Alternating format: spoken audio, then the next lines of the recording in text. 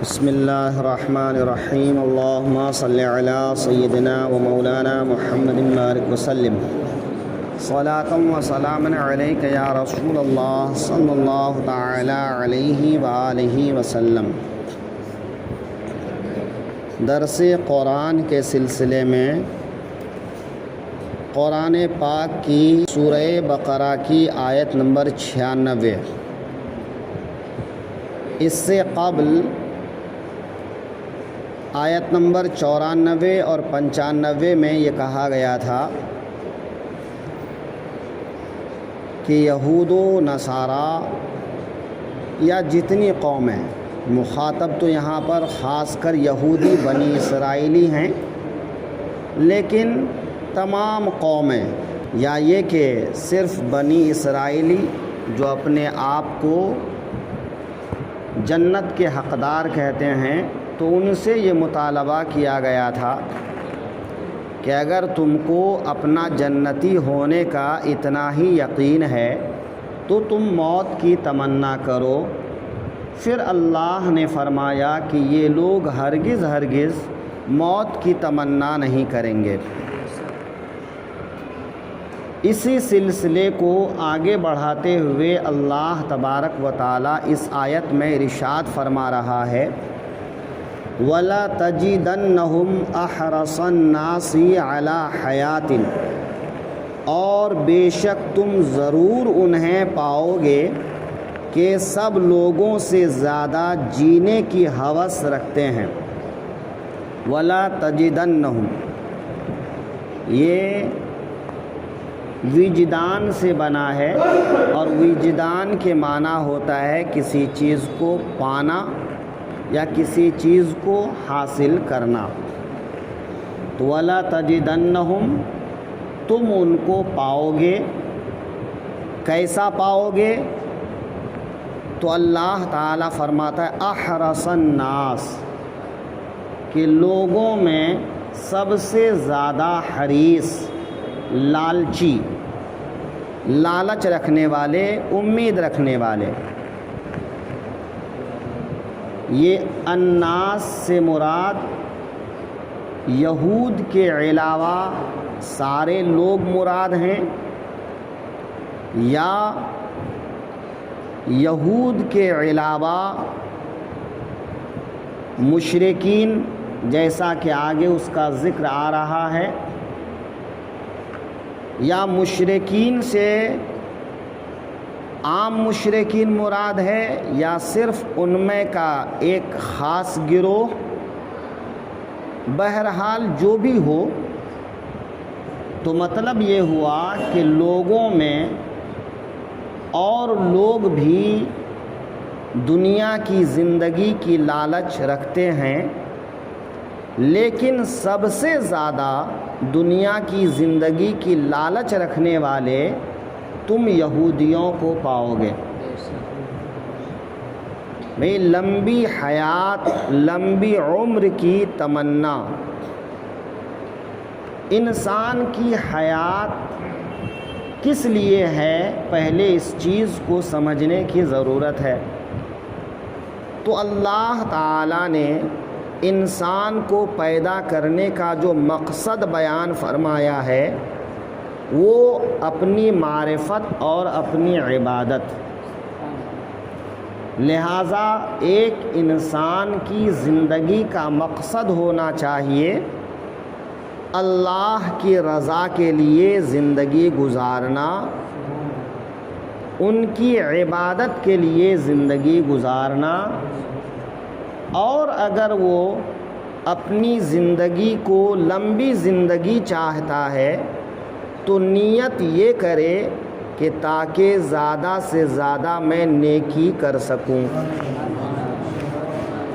ورنہ ایک انسان کو یہ سمجھنا چاہیے یہ اللہ کی امانت ہے زندگی، جب تک وہ زندہ رکھے زندہ رہنا ہے، اور جب وہ اپنے پاس بلانا چاہے تو خوشی بخوشی چلے جانا ہے۔ ہاں، جب تک دنیا میں رہنا ہے اس کا فرما بردار بن کر رہنا ہے۔ تو انسان کی زندگی کا ہر لمحہ اللہ کی فرما برداری میں ہو۔ لیکن اگر کوئی یہ تمنا کرتا ہے کہ وہ اپنی زندگی زیادہ مانگتا ہے، لمبی مانگتا ہے، تاکہ وہ خود زیادہ عبادت کر لے، یا وہ اپنی زندگی سے اپنی قوم کو نفع پہنچانا چاہتا ہے کہ وہ قوم کے لیے کوئی ایسا کام کر جائے جو اس کی حیات سے بھی زیادہ دیر تک باقی رہنے والا ہو، چونکہ انسان کی زندگی ایک شخصی زندگی ہوتی ہے اور ایک قومی زندگی ہوتی ہے۔ اگر انسان شخصی زندگی کے لیے جیتا ہے تو اس کا ایک پہلو یہ ہے کہ زیادہ نیکی کرنے کی تمنا رکھے، اور ایک پہلو یہ ہے کہ صرف خرافات کے لیے لمبی عمر مانگے۔ تو اگر نیکی کے لیے لمبی عمر مانگتا ہے تو اس میں بھی اس کا فائدہ ہے، لیکن اس کا فائدہ زیادہ طویل مدتی فائدہ نہیں ہے۔ ہاں، اگر وہ اپنی زندگی قوم کے لیے وقف کر دیتا ہے کہ وہ آج وہ اپنی قوم کے لیے کچھ ایسا کر جائے گا کہ اس کے مر جانے کے بعد بھی ہزاروں سال تک اس کا چرچا رہے گا، اس کا فائدہ باقی رہے گا۔ ایسے بہت سے لوگ گزرے ہیں کہ ان کی زندگی کے بعد بھی اس کا نفع لوگوں کو ملتا رہتا ہے۔ تو یہ لمبی عمر مانگنا اس کے لیے تو فائدہ مند ہے، لیکن اگر ایسا نہ ہو کہ نہ تو نیکی کی رغبت رکھتا ہے اور نہ قوم کا فائدہ مد نظر رکھتا ہے، بلکہ عیش و آرام مد نظر رکھتا ہے، تو ایسی زندگی کی تمنا کرنا اور لمبی عمر مانگنا بیکار ہے، بلکہ عذاب کی زیادتی کا سبب ہے۔ تو یہودی جو لمبی عمر مانگتے تھے، وہ لمبی عمر کس لیے مانگتے تھے؟ کہ وہ زیادہ دنوں تک عیش و آرام کی زندگی گزار لے، زیادہ دنوں تک وہ دنیا میں رہ کر دنیا کی نعمتوں کے مزے اٹھا لے، تو ان کی تمنا اس طرح ہوتی تھی۔ تو اللہ تعالیٰ فرما رہا ہے کہ اور بے شک تم ضرور انہیں پاؤ گے سب لوگوں سے زیادہ جینے کی ہوس رکھتے ہیں۔ وَمِنَ الَّذِينَ أَشْرَكُوا، اور مشرکوں سے ایک کو تمنا ہے۔ یہ یا تو یہاں پر واو عطف کے لیے ہے یا استئناف کے لیے ہے۔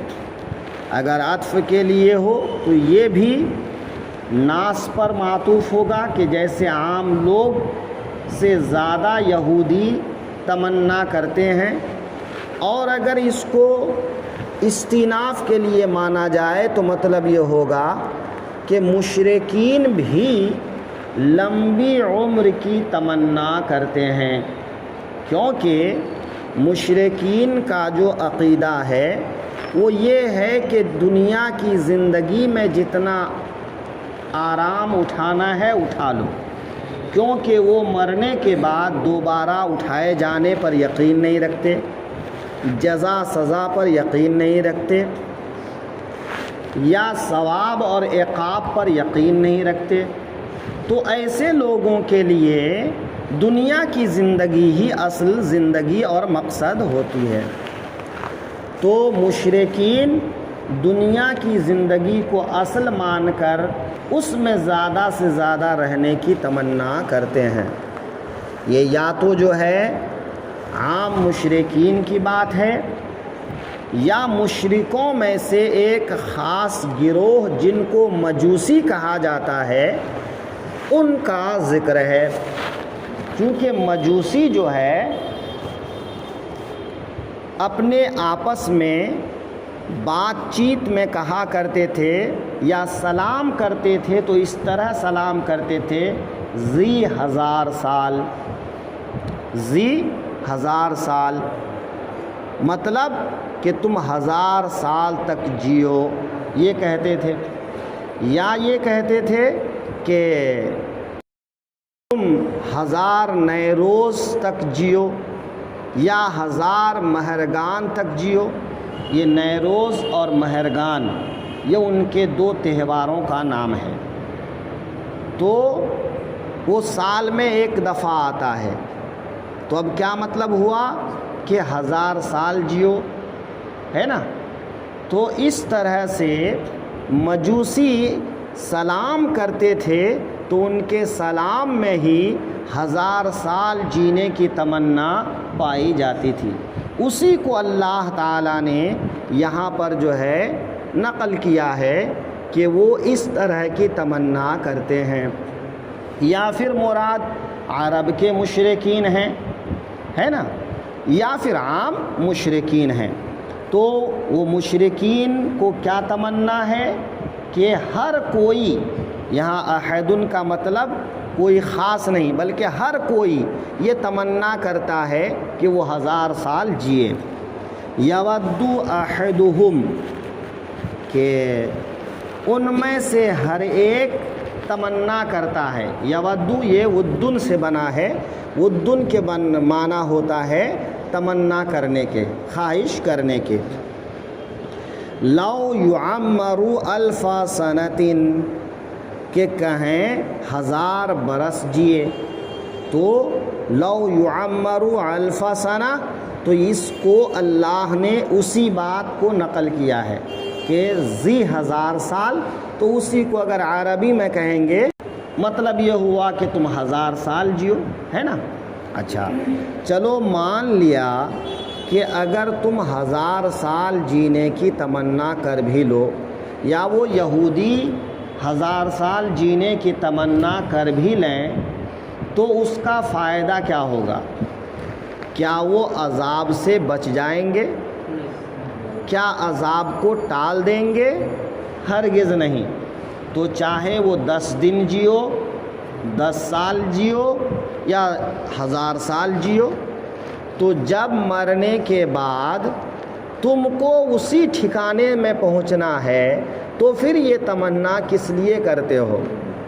پھر یہ کیوں نہیں کہہ دیتے کہ جتنی زندگی ملی ہے اتنی زندگی گزار کے ہم چلے جائیں، ہے نا؟ تو اس لیے اللہ تعالیٰ فرماتا ہے وَمَا هُوَ بِمُزَحْزِحِهِ مِنَ الْعَذَابِ، اور وہ اسے عذاب سے دور نہ کرے گا، ہے نا۔ تو بِمُزَحْزِحِهِ زَحْزَحْتُهُ سے بنا ہے، یعنی کسی چیز کو روک دینا، کسی چیز کو منع کر دینا۔ تو اللہ تعالیٰ فرماتا ہے کہ اگر ان کو اتنی عمر دے بھی دیا جائے تو کیا وہ عذاب سے بچ جائیں گے؟ وَمَا هُوَ بِمُزَحْزِحِهِ مِنَ الْعَذَابِ أَن يُعَمَّرَ، اور وہ اسے عذاب سے دور نہ کرے گا اتنی عمر دیا جانا، کوئی فائدہ نہیں ہوگا۔ بھئی حضرت موسیٰ علیہ الصلاۃ والتسلیم کے پاس جب موت کا فرشتہ آیا تو انہوں نے کہا کہ ابھی جاؤ، ابھی میرا وقت نہیں آیا ہے۔ اللہ تعالیٰ نے فرمایا اے موسیٰ آپ کیا چاہتے ہیں؟ کیا آپ اور جینا چاہتے ہیں؟ تو ایک بیل کے پیٹھ پر اپنا ہاتھ رکھیے، اور ہاتھ کے نیچے جتنے بال آئیں گے ان بالوں کے اعتبار سے آپ کو عمر مل جائے گی۔ تو حضرت موسیٰ نے پوچھا اے رب پھر اس کے بعد کیا ہوگا؟ کہا پھر اس کے بعد تو آنا ہوگا، پھر اس کے بعد آنا ہی ہوگا، یہ قاعدہ بن چکا ہے کلو نفس ذائقۃ الموت، تو آپ کو آنا ہوگا۔ تو کہا پھر فائدہ کیا ہوا؟ تب جانا ہے تو اب جانا ہے۔ تو کہا ٹھیک ہے اب بھیج دیجئے فرشتے کو، ہاں بس اتنا کر دیجئے کہ مجھے بیت المقدس کی سرزمین سے جتنا ہو سکے قریب کر دیجئے۔